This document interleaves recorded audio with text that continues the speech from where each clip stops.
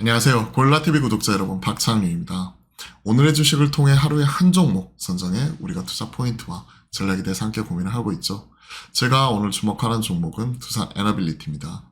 최근에 부진을 뒤로하고 주가는 그동안의 박스권 상단을 강하게 뚫어내면서 올라가는 모습이 나오고 있고, 국내 대표적인 원전 종목으로 단순히 이게 테마가 아니라 실체를 가지고 관련 사업을 진행을 하고 있는 가운데 최근 SMR, 소형 모듈 원전에 관한 기대감 자체가 높아지고 있습니다. 관련된 투자 포인트와 함께 실적 그리고 리포트들 같이 체크를 하면서 투자 전략 세워보도록 하겠습니다.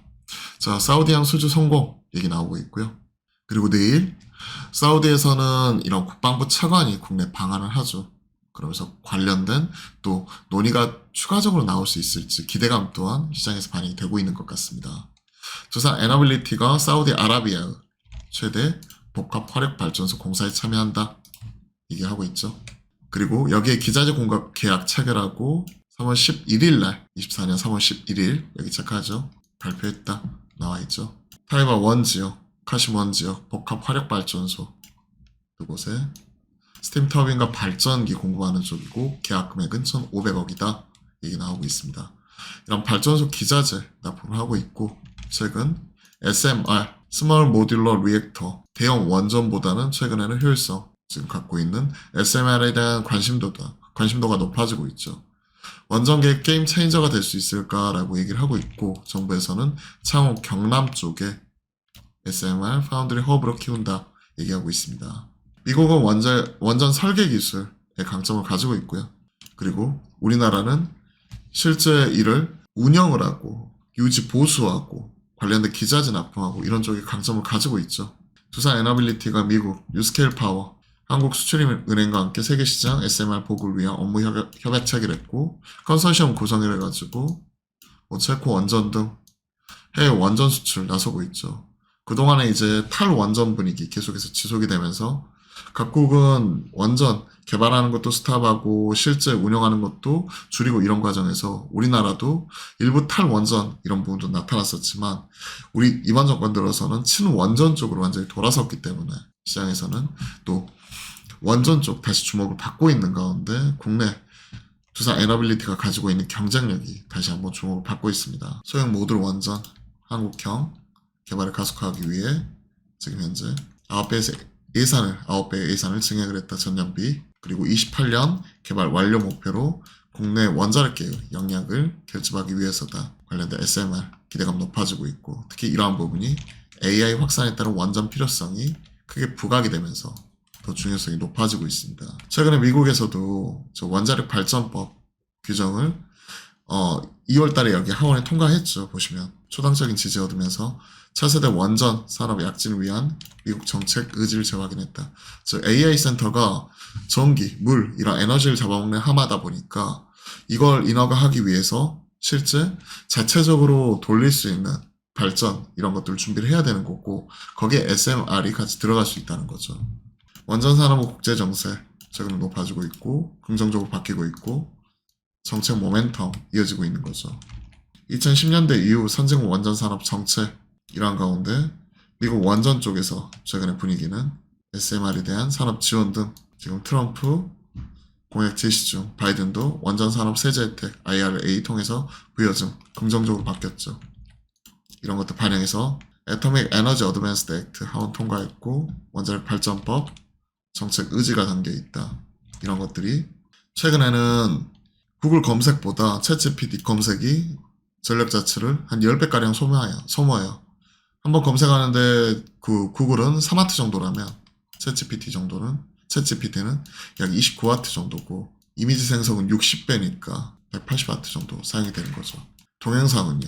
이거보다 어마어마하게 많이 사용을 하겠죠. 전력은 많이 잡아먹고 지금 23년 기준으로 한 1.6% 정도였거든요. 전체 전력 사용해서 데이터 센터, AI 이런 쪽이. 근데 2033년 되면 10.8%로 10배가량 증가할 것이라고 보고 있기 때문에 데이터 센터는 자체적인 온사이트 전력원을 요구한다. 전력원 없이는 인허가 받기도 어려워지고 있다. 여기에 답이 될 수 있다는 거죠. 현재 마이크로소프트, 아마존, 빅테크들이 23년 들어서 대형 원전 SMR에 투자 시작하고 있고 샘 올트먼 오클로 24년 상장 예정 이런 부분이 있기 때문에 시장에서 기대감이 높아지고 있다. 단순 그전엔 테마였다면 이제는 우리가 장기적인 방향성 또 AI 이런 쪽과 연결이 되면서 에너지 쪽이 상당히 중요하게 지금 부각이 되고 있는 거죠. 최근 AI 데이터 센터 전력 인프라 관련되어서 변압기 쪽이나 그리고 이런 전선 전력 설비 쪽이죠. 그리고 또 이쪽을 줄이기 위해 액침 냉각 이런 부분이 시장에서 주목을 받았다면 이런 관련된 이런 흐름 자체는 계속 확인해 나갈 필요가 있습니다.